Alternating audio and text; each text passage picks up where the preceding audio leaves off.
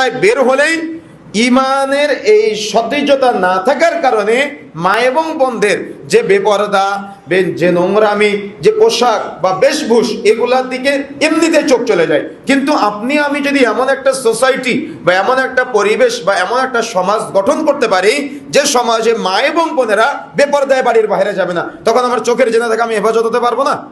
তো এটা কি একদিনের কাজ? এটা তো একদিনের কাজ না, এটা ধারাবাহিকভাবে পর্যায়ক্রমে আমাকে আপনাকে চেষ্টা করতে হবে। চেষ্টার মাধ্যমে এ সমাজ পরিবর্তন সম্ভব। আরেকভাবে পরিবর্তন হতে পারে, যেটা আপনাদের আবেগী রক্ত গরম মানুষের চিন্তা, সেটা হলো চাপ দিয়ে সমাজ পরিবর্তন করা। চাপ দিয়ে সমাজ পরিবর্তন হয়, তবে এটা স্থায়ী পরিবর্তন হয় না, অস্থায়ী পরিবর্তন হয়। যেমন আপনার স্ত্রী বোরকা পরে আপনার ভয়ে, আবার আপনার স্ত্রী বোরকা পরে আল্লাহর ভয়। বলেন তো কোন ভয়টা স্থায়ী ভয়? আল্লাহর ভয়টা স্থায়ী ভয়। কেন জানেন?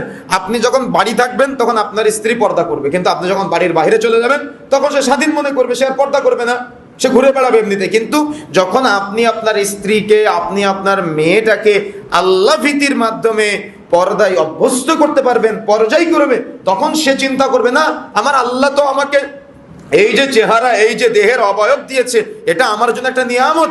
এটা আমি আমার স্বামীর জন্য যে আমার এই চেহারা, আমার লজ্জাস্থান, আমার অঙ্গ প্রত্যঙ্গ আল্লাহ ইনটেক রেখেছে, আমি এটা শুধু আমার স্বামীকে দেখাবো। তখন সেই নিয়ত করবে। এটা ইমানদার মুমিনা নারীর বৈশিষ্ট্য হবে। যদি এভাবে আপনার মহল্লার 5টা পরিবার পরিবর্তন হয়, তাদের দেখা দেখে আরো 5টা পরিবার পরিবর্তন সম্ভব।